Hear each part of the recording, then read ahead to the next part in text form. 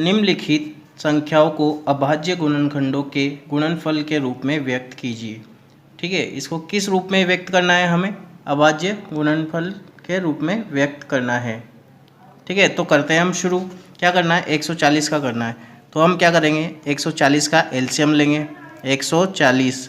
ठीक है, 140 का एलसीएम लेंगे, 2 से लगाएंगे भाग, कितनी बार जाएगा ये, 2 से जाएगा 70 बार, फिर 2 से लगाएंगे 35 बार। अब 35 आ गया, 2 से नहीं जाएगा, 3 से भी नहीं जाएगा, तो किससे लगाएंगे, 5 से जाएगा, 5 से 7 बार, फिर 7 से 1 बार। तो क्या हो गया, 140 को हम लिख सकते हैं, इसके टुकड़े क्या हो गए, 2 into 2 into 5 into 7, 2 into 2 into 5 into 7। ठीक है, तो इसको लिख सकते हैं 140 को कैसे, 2 कितनी बार है, 1 और 2, तो 2 की घात 2 इंटू 5 इंटू 7। ये हो गया हमारा इसका फर्स्ट पार्ट। इसी तरह से 156 के लिए करेंगे, तो करते हैं 156 लगाएंगे 2 से, 2 से कितनी बार जाएगा ये, 78 बार, फिर 2 से लगाएंगे कितनी बार, 39, फिर 3 से लगाएंगे कितनी बार, 13 बार, और 13 से लग जाएगा फिर 1 बार। तो 156 को लिख सकते हैं कैसे, 2 कितनी बार है, 2, तो 2 की घात 2 इंटू 3 इंटू 13। ये हो गया 156 के अभाज्य गुणनखंड। ठीक है, अब इसके बाद है 3825 के लिए करेंगे हम। इसमें लगाएंगे, पहले 3 से चल जाएगा, ये कितना आएगा, 1275, फिर 3 से लगाएंगे 4 बार, 2 बार, और ये 5 बार, 425, फिर लगाएंगे 5 से, 5 से कितनी बार जाएगा ये, 85 बार, फिर लगाएंगे कैसे, 5 से कितनी बार जाएगा ये, 17 बार, फिर 17 से लगाएंगे 1 बार। तो इसको लिख सकते हैं 3825 को कैसे, 3 की घात 2 इंटू 5 कितनी बार है, 2 बार, तो 5 की घात भी 2 इंटू 17। ठीक है, इसी तरह से हम करेंगे 5005 के लिए। तो करते हैं 5005 के लिए, लगाएंगे भाग, 5 का लगाएंगे कितनी बार, 1000, 1 बार जाएगा, फिर लगाएंगे आगे हम भाग, फिर लगाते हैं, अब कहेगा 7 का चल जाएगा क्योंकि 5 का जाएगा नहीं, 7 एकम 7, 7 चौक 28 और 7 तिया 21, फिर लगाएंगे 7, 13 से लग जाएगा, अब 13 से चल जाएगा ये कितनी बार, 11 बार, फिर 11 से 1 बार। तो इसके टुकड़े हो गए क्या, 5005 के टुकड़े हो गए, क्या हो गए, 5 इंटू 7 इंटू 11 इंटू 13। ठीक है, अब करेंगे 7429 के लिए। तो करते हैं 7429। अब इसमें लगाएंगे हम, सबसे पहले इसमें 17 का जाएगा, 17 का जाएगा 437 बार, फिर लगाएंगे 19 का, 19 का जाएगा 23 बार, और 23 का 1 बार। ये हमें लगा करके देखने पड़ेंगे, तभी जा कर के ये आएगा। तो हम पहले इसमें लगाते जाएंगे, पहले सबसे पहले 2 का लगाते हैं, फिर लगाते हैं 3 का, फिर 5 का, फिर 7 का, फिर लगाते हैं किसका, 11 का, फिर 13 का, फिर 17 का, फिर 19 का, फिर 23 का। मतलब कि अभाज्य संख्याएं जो होती है उन्हीं से लगाते हैं भाग। ठीक है, और किसी से भी नहीं लगाते। ठीक है, इसलिए ये आया। तो इसको कैसे लिखते सकते हैं, ये हो गए अभाज्य गुणनखंड के रूप में 17 इंटू 19 इंटू 23। अब हम करेंगे question number second. Question number second है हमारा, पूर्णांकों के निम्नलिखित युग्मों के एचसीएफ और एलसीएम ज्ञात कीजिए तथा इनकी जांच कीजिए कि दो संख्याओं का गुणनफल बराबर एचसीएफ इंटू एलसीएम है। ठीक है, तो सबसे पहले हम इनके गुणनखंड कर लेते हैं। तो 26 का करेंगे, 26 का क्या हो जाएगा, 2 इंटू 13, और 91 का करेंगे, तो 91, 13 सत्ते 91 होता है, तो 7 इंटू 13। अब इसमें से जो कॉमन आ जाए वही क्या है, एचसीएफ, दोनों में मिल जाए वही क्या है, एचसीएफ। तो एचसीएफ का मान क्या हो गया, एचसीएफ तो हो गया 13, और एलसीएम निकालेंगे हम। तो एलसीएम दोनों में से एक बार लेना है। ठीक है, तो ये कितना है, 2 एक बार है, 7 भी एक बार है, और 13 आ गया। तो कितना आ गया इसका, 182। अब हमें करना है इसको चेक। कैसे करना है check, HCF into LCM, HCF into LCM बराबर संख्याओं का क्या है, गुणनफल। तो संख्याओं का गुणनफल, तो संख्या कितनी है, 26 इंटू 91, और एचसीएफ कितना है हमारा 13, एलसीएम कितना है 182 बराबर 26 इंटू 91। अब दोनों को गुणा करेंगे हम, तो करते हैं गुणा। गुणा करने पे क्या आएगा हमारे पास, ये आएगा 2366 बराबर 2366, यानी कि LHS बराबर RHS, ये दोनों बराबर हो गए। अब 510 और 92 के लिए करेंगे इसी तरह से। तो 510 के करेंगे पहले गुणनखंड, तो करते हैं 2 इंटू 3 इंटू 5 इंटू 17, वही एलसीएम लेकर के कर सकते हैं अपन, तो ऐसे टुकड़े कर लेंगे। फिर 92 के करेंगे, 92 के करेंगे तो कितना 2 इंटू 2 मतलब 2 दूनी 4, और 4 इंटू 23 करेंगे तो कितना हो गया 92 आ जाएगा। तो HCF निकालेंगे हम एलसीएम और एलसीएम भी निकालेंगे हम। तो HCF कितना हो जाएगा, जो दोनों में कॉमन आया, दोनों में कौन कॉमन आ रहा है, दोनों में ओनली 2 ही कॉमन आ रहा है, तो HCF तो हो जाएगा इसका 2। अब एलसीएम दोनों में से एक लेंगे तो 2, ठीक है आ गया। फिर दोनों में से एक लेंगे तो 2, मतलब कि इसमें 2 है, इसमें भी 2 हो तो 1 लेंगे। अब इसमें 3 नहीं है, यहाँ पे 3 है तो 3 भी लेंगे, 5 भी लेंगे, 17 भी लेंगे और 23 भी लेंगे, ठीक है। तो इसको गुणा करेंगे तो कितना आ जाएगा, एलसीएम करेंगे अपन तो 23,460। अब इसके बाद अपन इसको क्या करना है, सत्यापित करना है, ठीक है। तो सत्यापित करना है तो क्या है, HCF इंटू LCM बराबर संख्या क्या थी हमारी 510 इंटू 92। तो HCF कितना है 2 और LCM कितना है अपना 23,460 इंटू संख्या कितनी है 510 इंटू 92। जब इनको गुणा करेंगे हम तो कितना आ जाएगा 46,920, ये भी कितना आ जाएगा 46,920 आ जाएगा। तो LHS बराबर क्या हो जाएगा, RHS हो जाएगा, ठीक है। इसमें है थर्ड 336 और 54 का करना है। तो 336 के गुणनखंड करेंगे हम तो क्या होगा 2 into 2 into 2 into 2 into 3 into 7, और 54 के करेंगे तो 54 के कितने हो जाएंगे 2 इंटू 2 2 इंटू 3 इंटू 2 तिया 6 और 6 नाम का 54, यानी कि 3 इंटू 3, ठीक है। तो ये हो गया अपना 54 का, और 2 तिया 6, 6 तिया 18, 18 तिया 54। तो अब एलसीएम लेंगे, एलसीएम तो निकाल लेंगे अपन, फिर HCF निकालेंगे। तो HCF और LCM, ठीक है। HCF निकालने के लिए कॉमन लेंगे, ये 2 कॉमन आ गया, ठीक है। इधर से एक 3 कॉमन आ गया, तो 2 इंटू 3 कितना हो जाएगा 6 कॉमन आ गया हमारा। तो HCF कितना हो जाएगा 6।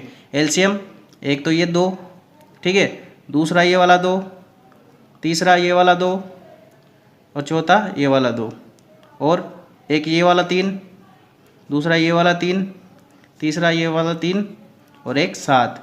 तो जब अपन इसको गुणा करेंगे तो कितना आएगा 3024। एलसीएम कितना जाएगा 3024। अब अपन क्या करेंगे, चेक करेंगे इसको। तो एलसीएम कितना है 3024 इंटू HCF कितना है 6 बराबर संख्या कितनी है 336 इंटू 54। इसको गुणा करेंगे तो कितना जाएगा 18,144, और इसको भी गुणा करेंगे तो कितना जाएगा 18,144। तो LHS बराबर RHS हो जाएगा, क्या हो जाएगा LHS RHS के बराबर हो जाएगा, ठीक है। अब इसी तरह से अपन क्वेश्चन नंबर 3 करेंगे इसका, जिसमें क्या है अभाज्य गुणनखंड विधि द्वारा निम्नलिखित पूर्णांकों को HCF और LCM ज्ञात करने। इनके क्या करने हैं, HCF और LCM ज्ञात करने हैं अपन को। तो 12 का निकालेंगे, 12 क्या हो जाएगा 2 इंटू 2 इंटू 3, 2 दूनी 4 तिया 12, 15 का 3 इंटू 5, 3 पंजे 15 हो जाएगा। 21 का कितना होगा 21 का हो जाएगा 3 इंटू 7, ठीक है। अब इसमें कॉमन देखो एक ये 3 आ रहा है बस ओनली, तो HCF तो क्या हो जाएगा HCF हो जाएगा 3। अब LCM निकालेंगे अपन, LCM तो LCM क्या हो जाएगा इसका, LCM देखो एक तो ये 2 आ गया, ठीक है, एक ये वाला 2 आ गया, फिर उसके बाद एक ये 3 आ जाएगा, एक 5 और एक 7। तो जब इसको गुणा करेंगे अपन तो गुणा करेंगे तो अपने पास आ जाएगा कितना 420। अब उसके बाद इसका निकालेंगे 17, तो 17 का तो कितना हो जाएगा 17 एकम 17, 23 का तो 23 एकम 23, ठीक है, 29 का 29 एकम 29। तो HCF क्या हो जाएगा, HCF इसमें क्या कॉमन आ रहा है, एक ही कॉमन आ रहा है बस, तो HCF तो हो जाएगा 1, और LCM हो जाएगा 17 इंटू 23 इंटू 29 इंटू 1।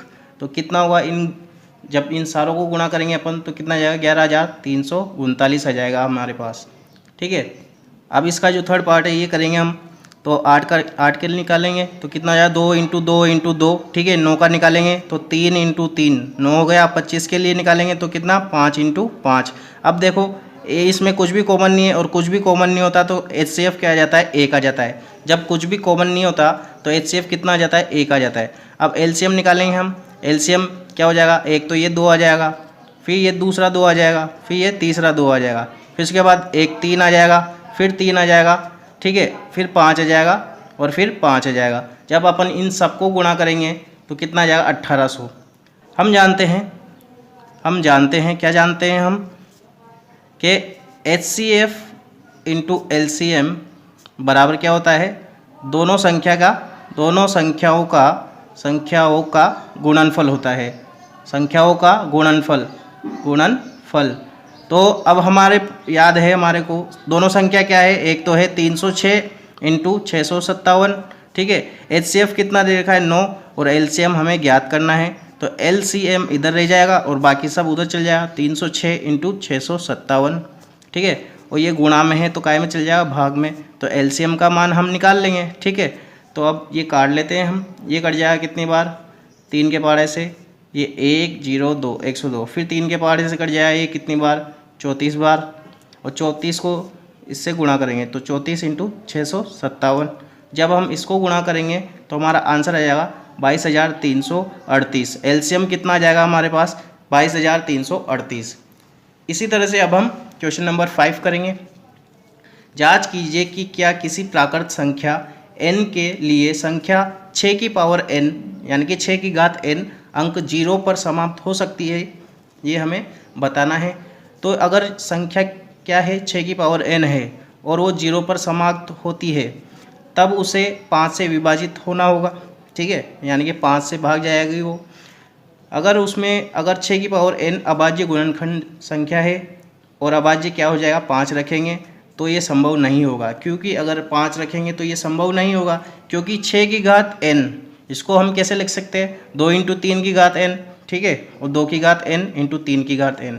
जब इसको खोलेंगे तो ये n इस पर भी लगेगी घात और इसकी भी घात है ये, ठीक है, तो क्या हो जाएगा 2 की घात n और 3 की घात n, इसलिए 6 की घात n का अभाज्य गुणनखंड 2 रखता है, ठीक है, क्या रखता है 2।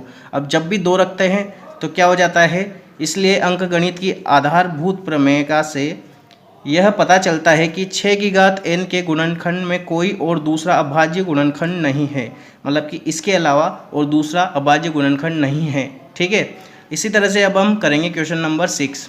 क्या करना है इसमें, व्याख्या कीजिए कि 7 इंटू 11 इंटू 13 प्लस 13 और इसको जब हम गुणा करके इसमें 5 जोड़ेंगे तो भाज्य संख्याएं क्यों है, ये क्यों है भाज्य संख्या है, क्योंकि हम जो अंकगणित की आधारभूत से हम ये जानते हैं कि जो प्रत्येक भाज्य संख्याएं होती है वो अभाज्य गुणनखंडों के गुणनफल के रूप में लिख सकते हैं, तो ये भी क्या हो जाएगी भाज्य संख्या हो जाएगी। क्यों, क्योंकि अभाज्य गुणनखंडों के रूप में हमने इसको लिखा है, इसलिए ये क्या है अभाज्य संख्या है, ठीक है।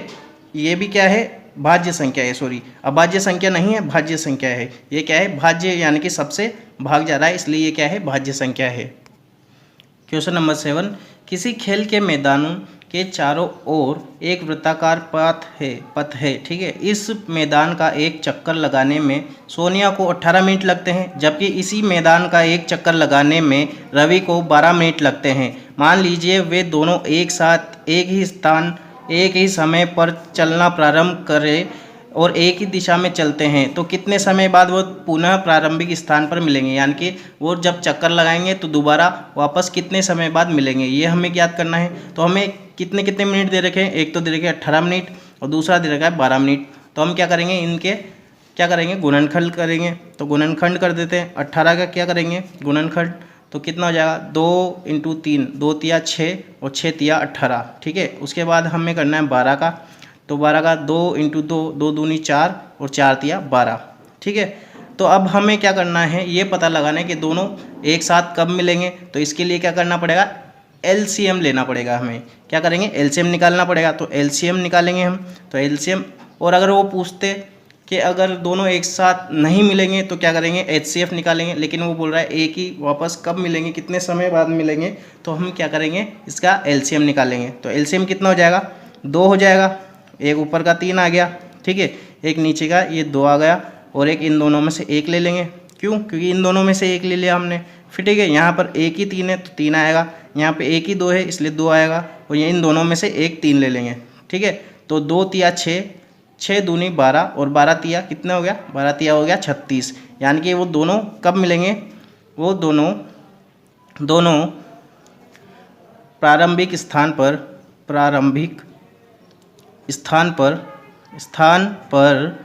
36 मिनट बाद पुनः मिलेंगे।